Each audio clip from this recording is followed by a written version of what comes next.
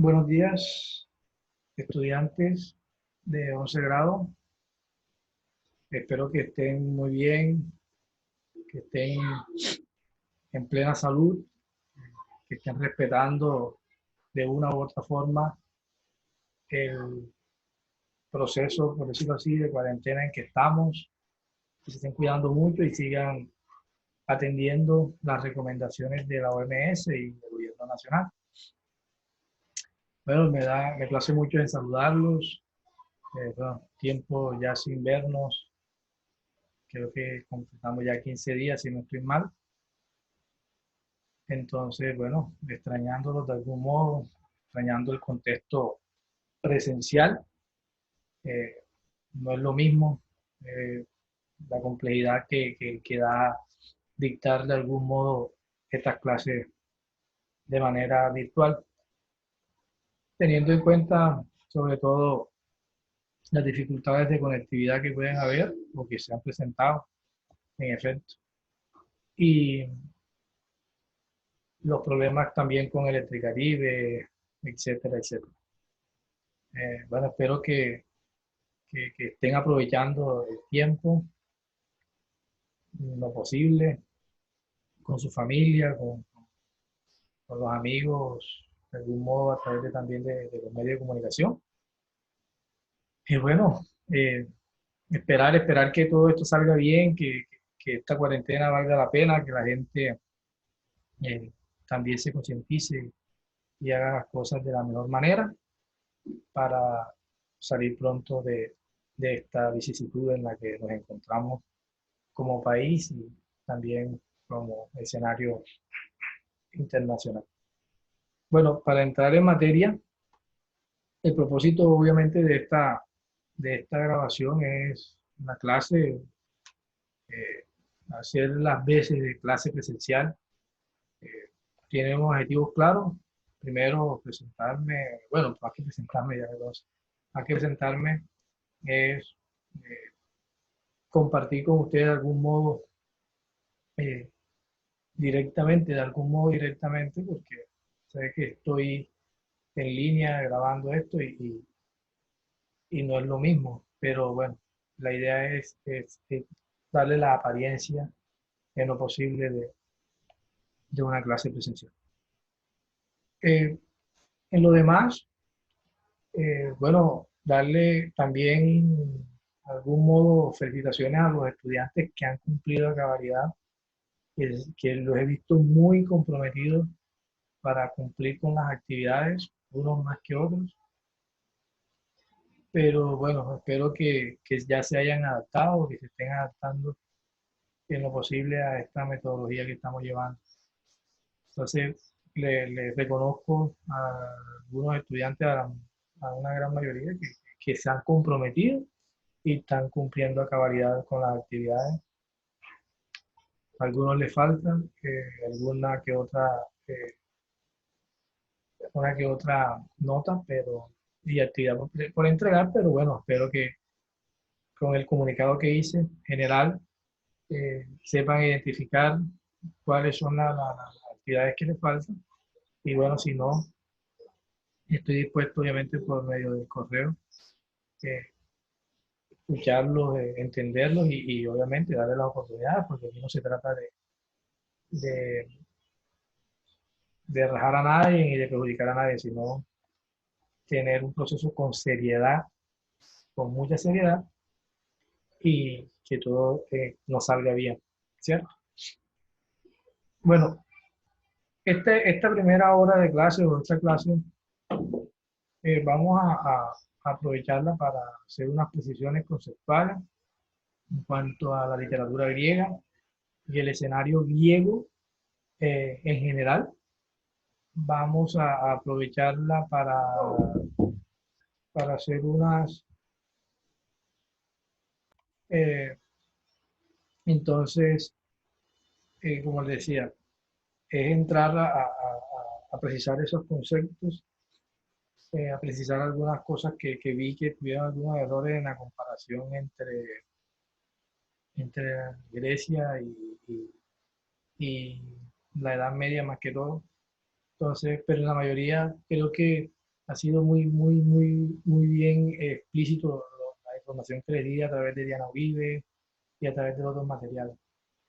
Entonces creo que no habría muchas dudas. Entonces, sobre todo es más o menos precisar eso eh, y listo, avanzar al segundo, o bueno, no segundo tema, sino ya avanzar a otro tema que nos corresponde en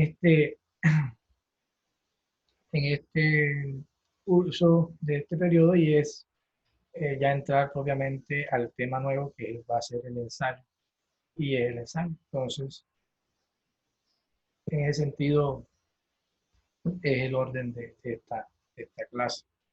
Bueno, entonces como ya veníamos diciendo, en el desarrollo de las clases presenciales, la literatura griega, en general los griegos, eh, tienen, o digamos, se les reconoce históricamente su gran influencia, su gran aporte en la literatura universal desde los tiempos antiguos hasta hoy, es decir, hasta los tiempos contemporáneos.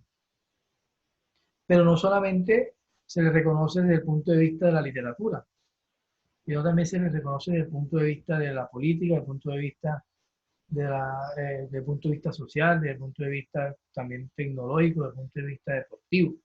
Los griegos son y bueno, fueron en la antigüedad una, una civilización muy avanzada para su tiempo, trató temas que hasta hoy en día se están tratando y que todavía de algún modo no se han resuelto esos problemas.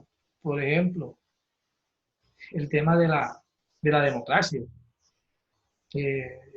La democracia aún estando hoy en el siglo XXI sigue construyéndose, sigue perfeccionándose ese tema de cuál es, cómo debe ser la participación de las mayorías, reconocimiento de las minorías, cuando las mayorías no deberían tomar las decisiones sobre las mayorías. Entonces, si bien el escenario es distinto, en general la discusión desde ese punto de vista de lo que es y de lo que debe ser el deber ser de la democracia aún sigue en discusión y construyéndose, pero ya los griegos desde su momento histórico ya eh, tuvieron esa inventiva de crear ese artificio que hoy llamamos democracia. Entonces, desde el punto de vista eh, general, por decirlo así, los griegos tienen un gran aporte que le dieron a la humanidad en general.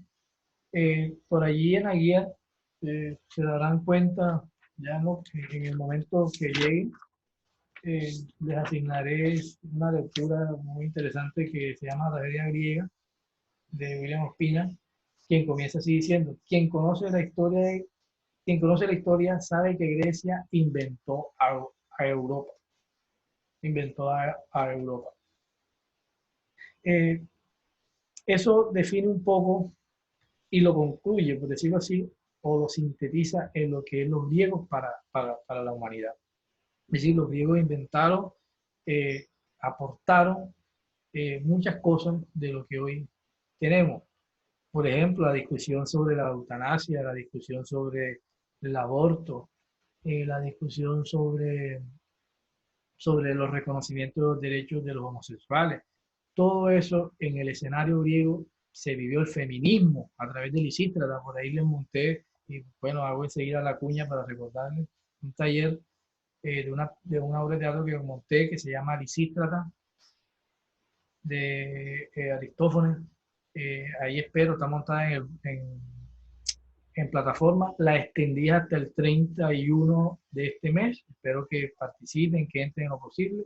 Sé que la plataforma ha tenido ciertas dificultades, pero sé que también en la medida en que Santillana se ha dado cuenta del reto que tiene, sé que va a mejorar ese aspecto. Entonces tienen también hasta ese tiempo prudencial y bastante amplio para contestar esas preguntas que están ahí montadas en plataforma respecto a esa obra de teatro que está montada ahí, se llama Cítara.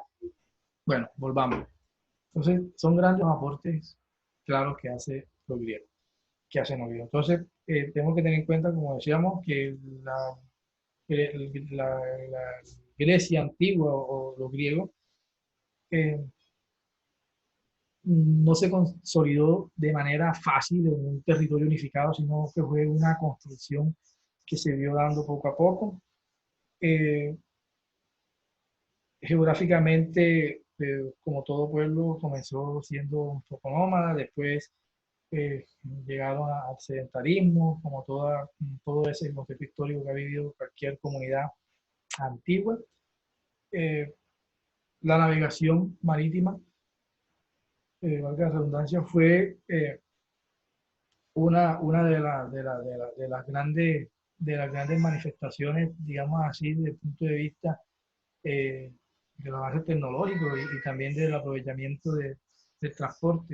Los griegos fueron muy incisivos en la expansión marítima, por lo tanto, llegan a establecer o a tomarse lo que llamábamos las islas Egeo, que va a tener una repercusión en la literatura de manera interesante. Entonces, ahí se establece mucho en la parte de las islas. Grecia es un país que actualmente lo reconocemos también mucho por las islas en sí mismo. Entonces, no es gratuito que los griegos también en su momento histórico también hayan utilizado mucho en la literatura el establecimiento, el reconocimiento de las islas en, en, en cuanto al escenario literario. Entonces, también sabemos que la literatura, el contexto griego está muy establecido en cuanto al culto que hacen a los dioses. Es una sociedad politeísta en ese momento histórico, una sociedad pero muy politeísta, una sociedad que, que, que crea una relación entre dioses y ser humano, es decir, hay un contacto eh, casi que podemos decir que horizontal entre el dios y el hombre, en este caso los dioses y el hombre. Recordemos a Zeus, que es el dios, o dentro de los dioses el dios de mayor jerarquía. Tenemos a Plutón, tenemos a Baco como el rey, el dios del placer, del licor, de la vida, por decirlo de algún modo, muy mundana, eh, de la, de la, de ese sentirse sibarita que llama, es decir, de las personas que les gusta el licor, que les gusta la fiesta. Entonces, Baco o Dionisio, en su equivalente romano, es, es muy representativa en cuanto al enfoque que le acabo de explicar. Tenemos también a Afrodita, su equivalente también como Venus, la diosa del amor. Entonces los dioses siempre estuvieron muy relacionados, los dioses no como dioses lejanos, como entenderíamos de pronto en otras comunidades de su dios y el hombre, sino tenían una repercusión muy directa en el accionar cotidiano de los personajes o de las personas de Grecia. Ya en el sentido literario, obviamente, eso se va a manifestar también de distintas maneras. Es decir, si recordamos la Ilíada, nos vamos a dar cuenta donde dioses van a influir o van a tener injerencia en ciertas conductas que se dan dentro de las guerras que nos presenta la Ilíada. Es más, un personaje muy especial e importante de la Ilíada como es Aquiles, va a tener una relación también directa con Zeus, con el dios del mar, eh, con la misma Afrodita. Va a haber siempre unas relaciones ahí muy directas, va a haber también manipulaciones de los dioses en las conductas y en los resultados de esa guerra. Entonces, muy importante tener claro esas influencias que tuvieron los dioses. Pero también es importante, y cosa que nosotros tratamos mucho en clase, y es también la idiosincrasia del guerrero del guerrero griego. Eh, el guerrero griego y el valor, por decirlo así, el histórico que tenían los hombres en ese momento era la valentía, es decir, ser valiente y ser honrado por las masas era de suma importancia para eh, los personajes y para las personas en su momento histórico eh, de Grecia antigua. Entonces, una persona un guerrero que matara, es decir, 1000 soldados, 300 soldados en un enfrentamiento, eso le daba una honra y una fama dentro de su contexto y de su comunidad. Eso tiene un valor bastante trascendental. Es decir, no podemos mirarlo como un simple dato o como una simple conducta de los hombres históricamente, no. Hay que mirar la trascendencia que tiene eso y que tiene ese valor que, que para el hombre en ese momento histórico era un todo. Tanto así que preferían una muerte en guerra, preferían una muerte en la guerra o en un enfrentamiento vivir, que vivir largo tiempo sin fama y que vivir seguro, pero sin ese reconocimiento en la sociedad. En otras palabras, el ser humano en ese momento, el valor moral y ético del hombre romano era morir mejor en guerra con alta fama, con alto reconocimiento, que vivir en un castillo salvaguardado, tranquilo y en paz, pero sin ningún reconocimiento. Entonces prefería lo primero que lo segundo. Eso, de algún modo, se traslada hoy a la modernidad. Saben que siempre vamos a estar relacionando lo antiguo con lo moderno. Eso hoy lo trasladamos un poco a la modernidad, pero casi siempre lo relacionamos, lo estacionamos con las fuerzas militares. Hoy ese valor eh, militar, por decirlo así, o de las guerras que teníamos griegos en ese momento, hoy más que todo lo tienen las fuerzas militares. Es decir, la honra del soldado en batalla, en que entre más bajas de, ese tendrá un estatus mayor dentro de su comunidad, en este caso militar, pero también algunas veces en la sociedad. Ojo, hago una aclaración. Este punto, obviamente, como estamos en una sociedad muy avanzada teniendo en comparación a los griegos en cuanto a pensamiento, ya hay pensamientos, eh, bueno, ustedes saben, pensamientos de distintas maneras, están los estoicos, están los pensamientos cristianos, religiosos, hay un enfrentamiento de pensamiento donde todos los valores no están, digamos, enlazados, sino que hay discrepancia entre ellos. Pero siempre vamos a encontrar pensamientos afines. Entonces, de algún modo, en la actualidad, está quienes en el ámbito militar alaban o destacan a aquel que cumple más bajas que no los hace. Y tengamos en cuenta lo que pasó hace poco en la historia reciente de Colombia cuando llegó el presidente Uribe al poder, que dio muchas bajas a los soldados, perdón, a los guerrilleros, y eso le dio un estatus social de héroe nacional, de algún modo merecidamente, de héroe nacional por eso que logró.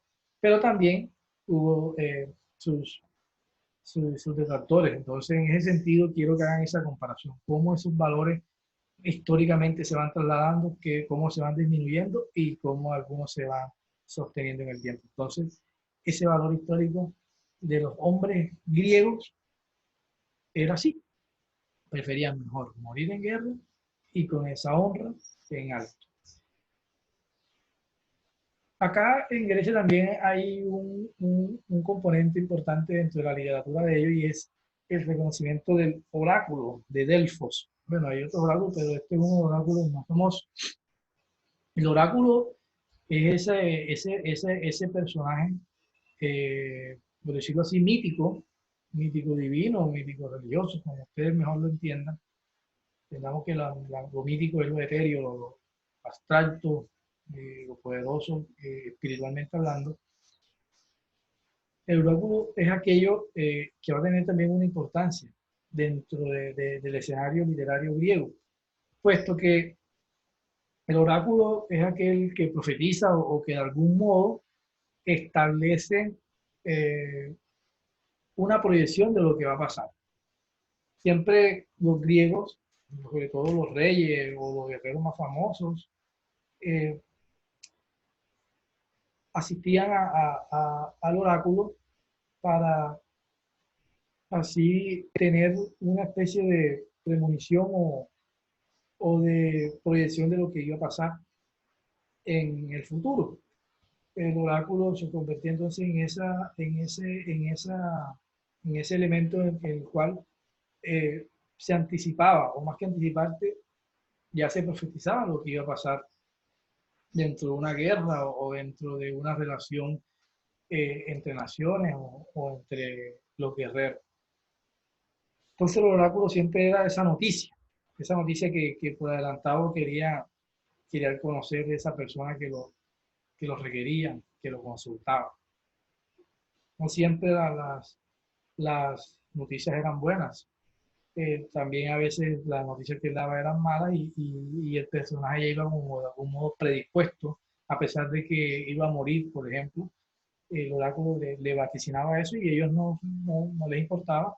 Aún así, iban adelante y luchaban, guerreaban y hasta en su forma morían. Entonces, el oráculo es aquel que tiene esa función dentro de la literatura griega de vaticinar, de profetizar, de establecer lo que de algún modo iba a pasar, lo que de algún modo iba a pasar. Entonces es muy importante tener también en cuenta este aspecto. Bueno, otra cosa que hay que tener muy presente es la diferencia que hay entre los atenienses desde el punto de vista social y los espartanos. Los espartanos, muchos lo tienen claro, que eran ya personas más dadas, una comunidad más dada a la guerra, eran más guerreros, tanto así que en su momento cuando nacía un bebé con defectos o con ciertas capacidades que ellos no consideraban pertinentes, adecuadas y que podían solventar las necesidades de su comunidad guerrera, eran asesinados así de simple, eran asesinados estos bebés, estos niños, eh, así de simple. Entonces era una comunidad muy guerrera los espartanos. Y en cuanto a los atenienses, era una comunidad más intelectual, más artística, más dedicada a la literatura, al pensamiento, era más dedicada a la intelectualidad histórica, a filosofar. Entonces, hay siempre, digamos que es una diferencia muy marcada entre esta comunidad, entre estas dos comunidades en el escenario griego. Entonces, de entrada tenemos que tener claro esto que acabo de hablar, ¿verdad? De algún modo ya lo habíamos tocado en las clases. Bueno, entrando sobre todo a lo que es la épica griega, ya como literatura, como producción de la narrativa, de todo ese escenario histórico, de toda esa, de todo ese engranaje o de estos sucesos que suceden, valga la redundancia, todos esos sucesos que pasan, todos esos sucesos que devienen en la historia griega, la épica se va a convertir en, en el medio de comunicación o en la expresión comunicativa inscrita como género literario adecuada, adoptada por los escritores, o mejor, por los artistas griegos, eh, para manifestar todo lo que quieren hacer. En ese sentido, hay que tener en cuenta que el, el, el elemento primordial, sine qua non en su momento, era la oralidad. La oralidad se convierte en el fuerte, tengamos en cuenta que todavía la escritura como la conocemos hoy, como tal, no existía, ¿ya?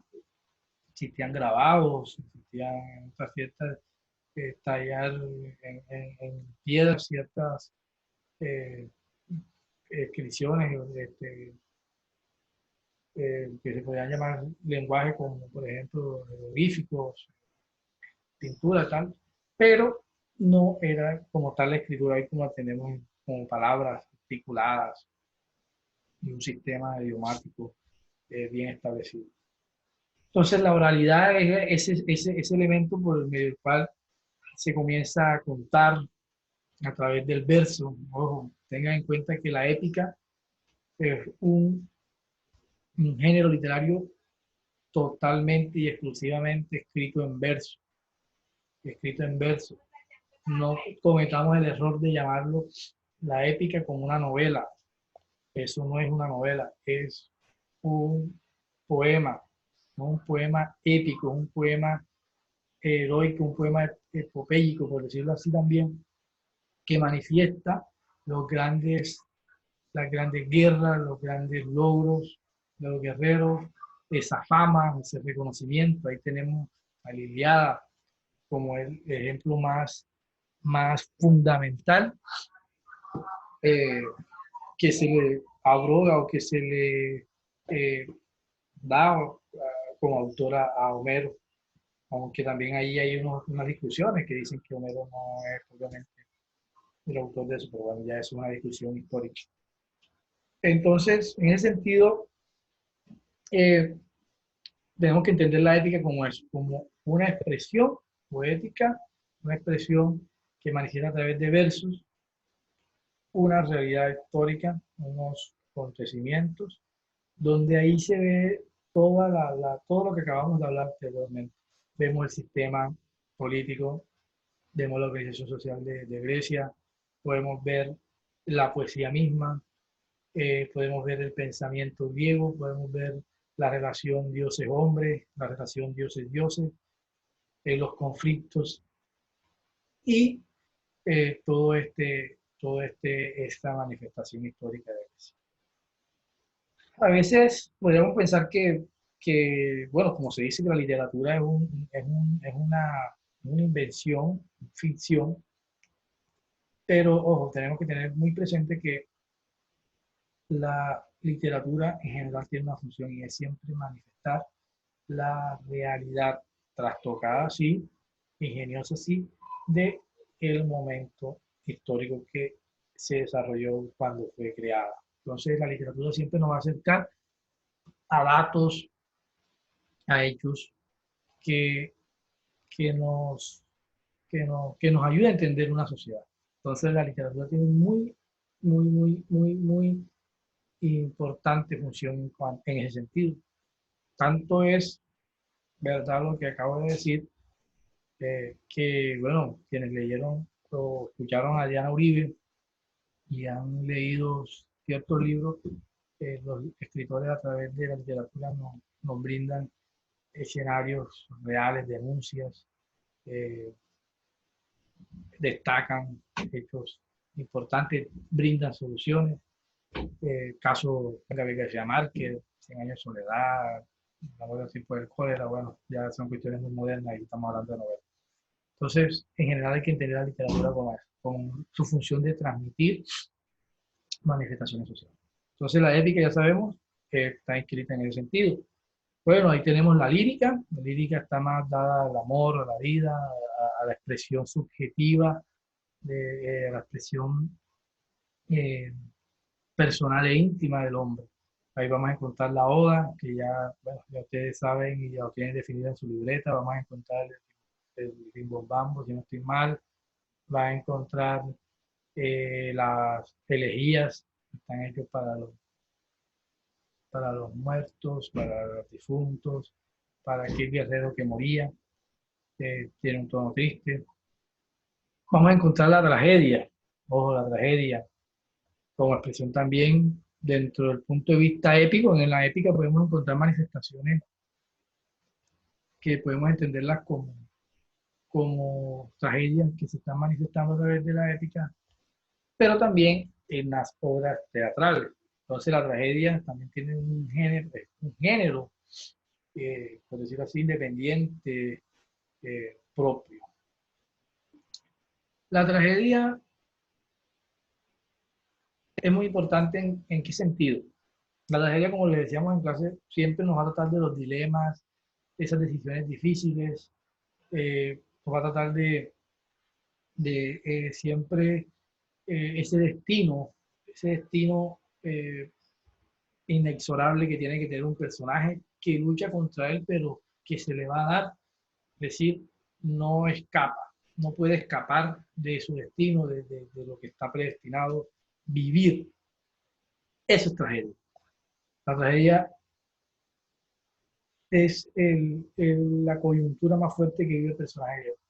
Siempre va a terminar en algo lamentable, en algo, valga la redundancia, trágico, pero entendiendo la tragedia, ojo, chicos, entendiendo la tragedia como aquel escenario donde siempre van a haber dilemas, siempre va a haber una lucha contra el destino, pero que es inexorable, es casi que tonta llevarla, es casi tonta llevarla en el sentido tonta contradecirla. Es decir, que va a pasar y que va a pasar.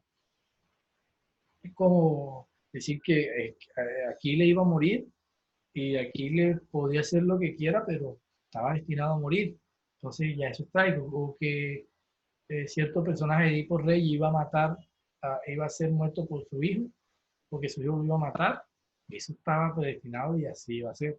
Entonces siempre los oráculos, cuando es relacionado ya a un personaje, los oráculos vaticinan o profetizan un destino inexorable, donde va a resultar muerto alguien, donde va a haber una situación difícil, aun cuando aquel personaje quiere evadirse, siempre de algún modo termina llegando a darse ese resultado esperado, es decir, la, el momento trágico, el acto trágico. Actualmente traemos esa palabra hoy en la modernidad y todos le decimos tragedia a casi todo.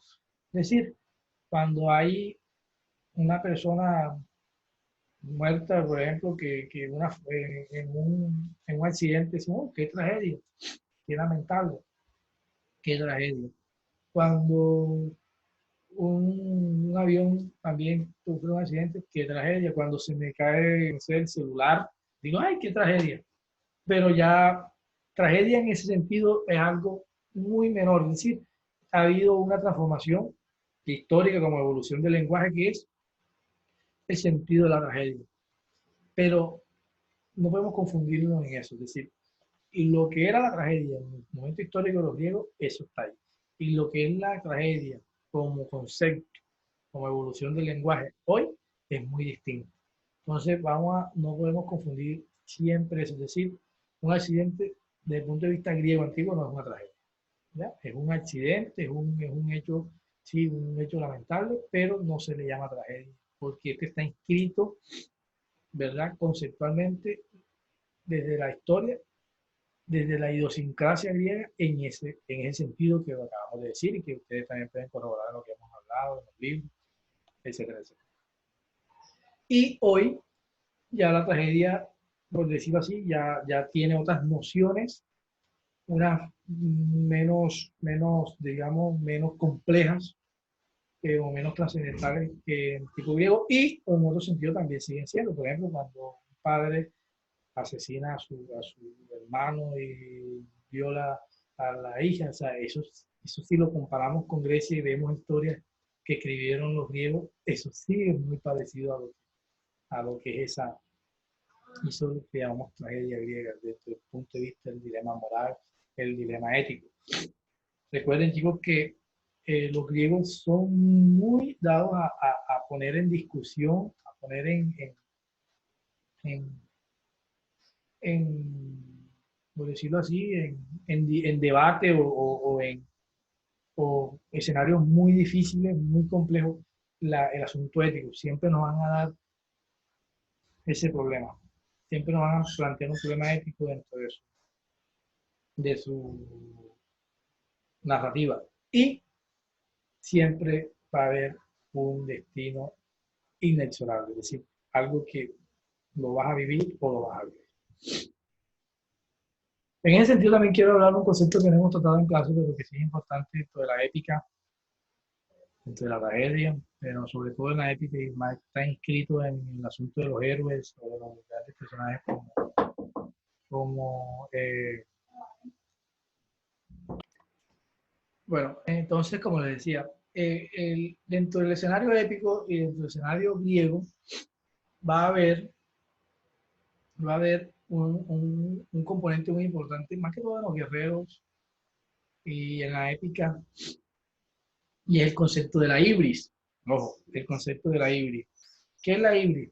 La ibris es esa conducta desmesurada eh, de la cual está contagiado, porque utilizar el término, el guerrero, es decir, que se deja llevar por una emoción, que se deja llevar por un sentimiento, que se deja llevar por, se deja llevar por lo que les decía ahorita, por ese ánimo, por ese pálpito de adquirir siempre fama, ¿ya? Entonces, la ibris podemos equipararla hoy con una palabra como falta de prudencia, falta de mesura. Entonces, el héroe griego sufre mucho de eso, de esta conducta desmesurada que se llama la ibris, es decir, de perder el control o, teniendo el control, dejarse llevar más allá de él. Entonces, en la épica griega vamos a tener mucho que ver en este sentido. Bueno, ya la equivalencia entre, o más que todo la comparación entre la literatura griega y la Edad Media, eh, bueno, ya el escenario es un poco más distinto. Tengamos en cuenta que cuando hablamos de literatura griega estamos hablando más que todo de literatura clásica, ya de lo que llaman algunos clasicismos, algunos, pues. Entonces, después viene, ya tengan en cuenta lo que hemos hablado en clase, Roma invade, se comienza a extender por el mundo, adopta el conocimiento griego, su literatura, moldea, crea nuevos dioses. Eh, ya lo que hemos dicho, creo que en clase ha sido muy claro, crea nuevos dioses, eh, comienzan las monarquías, pasan las repúblicas, divisiones de poder, eh, y hay un deterioro y lo que llamamos la caída del Imperio Romano. Cuando surge la caída del Imperio Romano, eso del siglo X, algunos de datos 19, principios del 11, eso siempre está en discusión esas fechas, pero siempre dan en los aproximados. En esos siglos comienza a aparecer la fuerza de la iglesia. No es que cuando ustedes en los griegos no existía, ojo, sino que comienza ya a manifestarse con más fuerza esta tradición judio-cristiana, es decir, de Dios, Dios en la cabeza de la pirámide como único Dios verdadero y no como un cúmulo de dioses. Entonces, ya eso comienza a negar la tradición griega. Los romanos comienzan a hacer esas alianzas entre iglesia y también comienzan a depurar un poco dentro de ellos mismos esa creencia de politeísta y ya comienzan a ser más judio-cristianos, es decir, comienzan a adaptar el cristianismo y Dios como cabeza de todo. Entonces ya ahí comienzan a cambiar esas dinámicas que llegan de ese modo, perdón, a la Edad Media. Comienzan de llegar de ese modo a la Edad Media o al medioevo. Este término medioevo, Edad Media, es también en discusión. Como siempre, la historia discute cosas, que si se le llama así, que si no se le llama, pero bueno, menos así la conocemos y así se ha quedado escrita en historia. Esta edad histórica, eh, como ya hemos dicho, hay un poder bastante fuerte de Dios, de la cabeza del poder y organizador del sistema religioso que es la Iglesia a través del Vaticano, el Papa, etcétera, etcétera. Sin embargo, bueno, más que sin embargo, no quiere decir que las tradiciones griegas desaparecieron del escenario, no, sino que comienzan a ser disminuidas, obviamente. Estamos hablando de poder, ¿verdad? Entonces comienzan a ser invisibilizadas, reducidas a, en el escenario histórico. Y comienza a destacarse, obviamente, el que está en el poder, en este caso la iglesia, el monoteísmo, comienzan a destacarse otras obras, otras manifestaciones históricas, perdón, literarias, como es, la, como es la, la lírica, ya desde otro punto de vista, ya no desde el punto de vista como daban los griegos, que era la oda, la arte, sino ya esto lo miramos desde otro punto de vista, ya comienza a, a elaborarse odas, perdón, a elaborarse poesía o la lírica ya que llamamos lírica bucólica, es decir, establecida en la mirada a la naturaleza, a Dios como un gran ser. Eh, Comienza a cambiar los temas, obviamente, comienzan ya los temas más que todo ser Dios el centro de todo, en la pintura también comienza a haber una proliferación más grande de Dios, Jesucristo, y los santos comienzan a tener ese poder. Y ahí está el escenario del clero, por ejemplo, el clero comienza a tener más poder, los nobles, el rey comienzan a tener más poder, y aquí el concepto de democracia desaparece. Desaparece como concepto aplicativo, obviamente, como sistema aplicativo, sino que en la monarquía comienza a ser el concepto y la aplicación de esta época histórica. Entonces comienza todo el mundo a aplicar, a vivir estos momentos históricos donde Dios donde el rey es quien manda y la iglesia es la que está auspiciando ese poder. Entonces también la literatura va cambiando. Sin embargo, los cambios son progresivos, ¿verdad? Entonces ya lo que llamábamos épica ya en Grecia, acá le llamamos cantares de gesta, ya no se dan tanto, sí, se ven algunos, se ven todavía de los dioses, pero como les digo, comienza a ver esa transición ya de Dios divino, Dios único Dios, es el que comienza a establecerse más. Eh, Comienzan a haber otras manifestaciones de la literatura, como el punto de vista de los juglares, que le llaman acá juglares. No quiere decir que en Grecia no había personas que salían por las calles a cantar historias, no, sí la había, pero ya le llamaban de otra manera. Eh, Acá en la Edad Media o en la Edad, en el Medioevo, ya comienzan a llamarle juglares a estas personas. Eh, Comienza a ver lo que llamamos cantares de gesta, que sí, es admiración a ciertos guerreros, pero ya acá no nos hablan de Homero, sino que ya comienzan a ver otros protagonistas, como lo es el cantar de Miosí, los cantares de gesta, en fin, comienzan a aparecer otros autores distintos a los griegos. Entonces ya acá es muy distinto el escenario. Entonces, como se lo manifesté, yo creo que está muy claro también en lo que hemos discutido en clase, pero además como aparece en su, en su guía, que acá la tengo a la mano. Eh, Aquí tenemos a grosso modo lo que era la literatura medieval, ¿verdad? Sobre el siglo XI, siglo XX, bueno, ya lo destacamos. Hay un tema, los temas sentimentales se hacen más recurrentes. Aparece el escenario del romancero que hace versos, que hay un respeto a la rima, ¿verdad? Que hay un respeto a los escenarios amorosos, a la vida en religiosidad. Hay una disminución, eso sí, de la ciencia, del intelectualismo que traían los griegos, eso sí, verdad, eso reduce demasiado.